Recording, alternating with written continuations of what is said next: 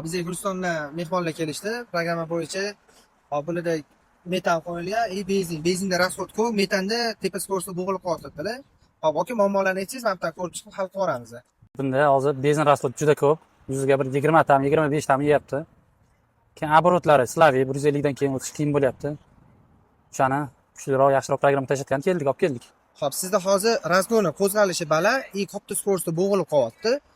Unaqa bo'lishining sababi kerakli narsalar me'yordan ham oshirib tashalgan. Kartasini me'yordan oshirib olsa ham yurishlari motorga zararli bo'lib qoladi. Hozir qilib beramiz, bezarar qilib motor korobkasiga yurib bitta tekshirib ko'ramiz, yoqsa qoladi, okey? Bo'ladi, xo'p bo'ladi. Sal talchok beramiz-a? Eskisida. Eskisida. Hozir yurishlari zo'r bo'ldi. Oborotlari ham yomon emas. Boshqalari ham chokki. Yoqqan bo'lsa, mashina bu to'g'radi. Korobka motor bezarar bo'ladi, bemalol yurasiz. Bunga shunaqa qismlar kerak bo'lsa, pastdan olib qoldiramiz, telefon qilib ko'rasiz. Joningiz sog' bo'lsin.